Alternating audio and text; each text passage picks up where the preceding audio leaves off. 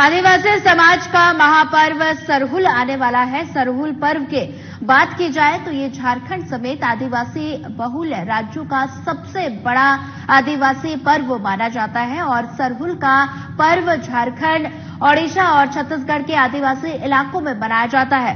सरहुल का पर्व कब से मनाया जा रहा है और इसके पीछे पौराणिक मान्यता क्या है, इसी को लेकर हमारे संवाददाता आशीष प्रसाद को आदिवासी नेता अंतु तिर्की ने जानकारी दी। देखिए। आदिवासियों का महापर्व सरहुल आने वाला है।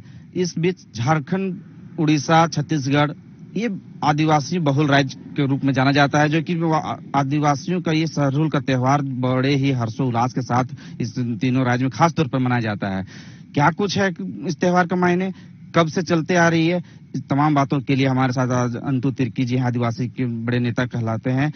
ज्यादा जानकारी के लिए हम बात करेंगे। देखिए, सरहुल का त्योहार हम आदिवासियों का सबसे बड़ा महान त्योहार होता है और इस त्योहार का हम सबसे पहले आप लोगों को बहुत बहुत बधाई और शुभकामनाएं देते हैं और आपके चैनल के माध्यम से हम पूरे देशवासियों को, पूरे झारखंड वासियों को, पूरा सभी लोगों को हम अपनी ओर से बहुत बहुत बधाई और बहुत बहुत शुभकामनाएं देते हैं कि ये जो त्योहार होता है हम आदिवासियों का सबसे महान त्योहार है। इस त्योहार में हम लोग जैसे तृतीया के दिन हम लोग पूजा पाठ करते हैं, उससे एक दिन पहले भी हम लोगों का पूजा पाठ होता है, उपवास होता है उस दिन।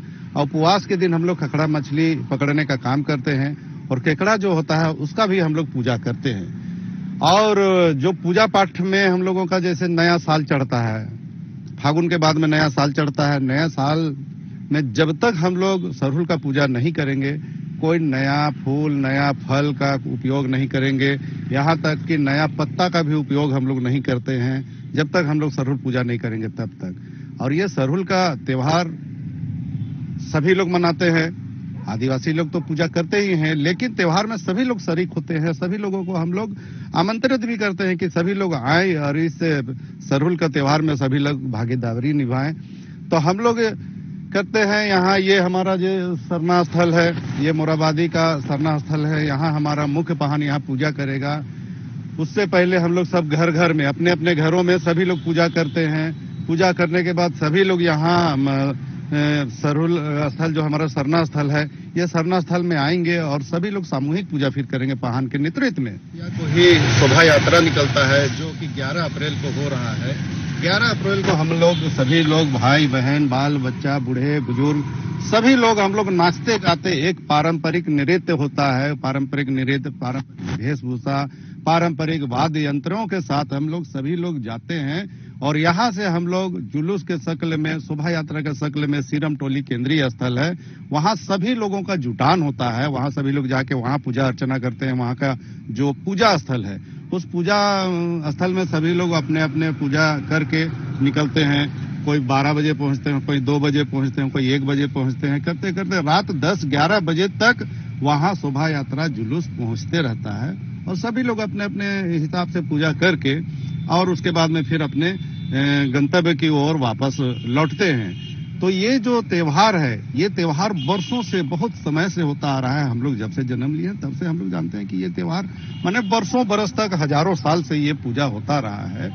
तो सभी जगह का अलग अलग मौजा, अपना अलग अलग गांव होता है। अपने गांव में, अपने मौजा में वहाँ के जो पहान होते हैं, वहाँ के पहान अपने मौजा में पूजा करते हैं। ये पहान जो होता है, जैसे हम लोग मोराबादी किए हुए, ये मोराबादी के पहान दूसरे जगह बरियातू में जाके पूजा नहीं कर सकते हैं। बरियातू के पहान जो है यहाँ मोराबादी में भी नहीं कर सकते हैं, ना बड़गाई में करेंगे, ना हतमा में करेंगे या करमटोली में, कहीं दूसरे जगह का पहान दूसरे जगह नहीं करते हैं। अपना ही जगह में एक पहान का वही दायित्व होता है कि वहाँ अपने इलाका में ही पूजा कर पाते हैं। इसमें भी दादा कहीं कहीं ये भी देखा जाता है गांव घर में कि अलग अलग दिन भी पूजा, सरहुल का पूजा मनाया जाता है। इसका क्या मायने है? आज जैसे कि 11 तारीख को यहाँ पे रांची में होने वाला है, कहीं पे पता चलता है कि बाद में होता है कभी, इसका क्या कुछ है? हाँ, ऐसा होता है कि जैसे ही फागुन का महीना खत्म होता है, फगुआ कटता है, जो होली होता है, होली खेलने के बाद से उसके दूसरे दिन से ही बहुत जगह होने लगता है। जैसे खुट्टी की तरफ आप देखेंगे या और जगह भी देखेंगे तो उसके बाद से अलग अलग होता है। सामूहिक एक ही दिन में सब जगह नहीं होता है। जैसे इस गांव में आज हुआ तो दूसरे दिन दूसरे गांव में होता है, तीसरे दिन तीसरे गांव में होता है, अलग अलग जगह में होता है।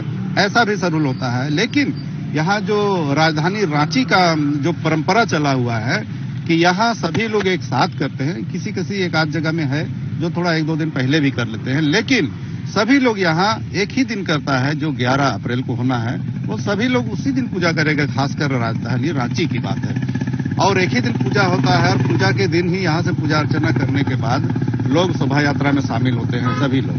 तो अभी जैसे 11 तारीख को हम लोगों का है, उसके बाद भी कहीं कहीं होता है, लेकिन रांची के हम बता रहे हैं कि रांची में ऐसा होता है। तो ये जो जुलूस है, ये जुलूस हमारे जो पूर्वज लोग हैं, हमारे बहुत बुद्धिजीवी लोग थे, रामदयाल मुंडा जी हुए, हमारे कार्तिक उरांव जी हुए, ऐसे लोग यहाँ जो जुलूस और शोभा यात्रा का शुरुआत इन लोगों के द्वारा किया गया। लेकिन पूजा अर्चना तो बरसों मुर्गे की बलि दी जाती है, मुर्गे की बलि दी जाती है। और हम लोगों का जो परंपरा है, जो चावल से बना हुआ जो पेय पदार्थ है उसका तपावन चढ़ता है, जिसको हम लोग हड़िया बोलते हैं, उसका तपावन चलता है, उसका भी पूजा होता है और मुर्गा के साथ वो भी पूजा होता है। और साथ में जब मुर्गा के बलि चढ़ने के बाद उसका बनता है जिसको हम लोग कहते हैं सूड़ी भात कहते हैं, जिसमें मुर्गा और चावल को मिला के किया जाता है, जिसको बहुत लोग जैसे अभी आधुनिक युग में उसको बिरयानी कहते हैं, कोई खिचड़ी कह दे। तो इस तरह से वो जो सूड़ी बनता है, सूड़ी का बनता है, उसका पूजा होता है और उसके बाद में उसको वितरण किया जाता है जितने लोग यहाँ पर उपस्थित होते हैं।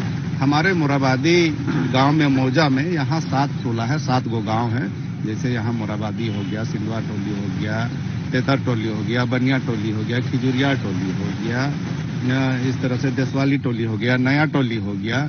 इस तरह से 7 गो टोला यहाँ है। सभी जगह के लोग यहाँ आते हैं, बड़े बुजुर्ग आते हैं, जवान आते हैं, सभी लोग आके एक साथ पूजा अर्चना करने के बाद जो प्रसाद वितरण होता है पाहन के द्वारा पूजा होता है, उस प्रसाद को ग्रहण करते हैं। उसके बाद यहाँ से सब कुछ नाच गान करते हुए फिर हम लोग यहाँ से निकलते हैं। तो इसीलिए हम आह्वान करते हैं और सभी लोगों को बधाई भी देते हैं। यहाँ चाहे वो आदिवासी हो, गैर आदिवासी हैं, यहाँ के मूलवासी हैं, चाहे बाहर से आके यहाँ रहने वाले हैं, सभी लोगों को हम अपनी ओर से सरहुल महापर्व की सभी लोगों को बहुत बहुत बधाई देते हैं, शुभकामनाएं देते हैं और सभी लोगों से आह्वान भी करते हैं कि इस महान त्योहार में सभी लोग आए, सभी लोग शरीक हों, सभी लोग शोभा यात्रा में शामिल होकर यहाँ के आदिवासियों के जो नाच गान है, यहाँ के जो रीति रिवाज हैं, के जो परंपरा है, इस सभी चीजों से अवगत हो, सभी लोग जाने और इसका आनंद भी उठाएं, नाच गान करें हमारे साथ। तो सभी लोग नाच गान करते हुए आनंद उठाएं, ये हम सभी लोगों से अपील भी करते हैं।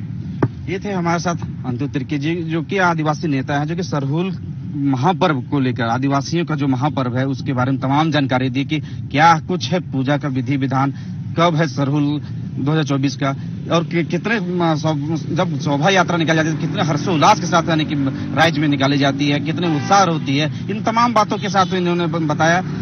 अब देखने वाली बात हुई कितना बेहतर तरीके से लोग इसका एंजॉय करते हैं और कितना बेहतर हो पाता है। ये सहयोगी पंकज के साथ आशीष प्रसाद, साधना न्यूज, रांची।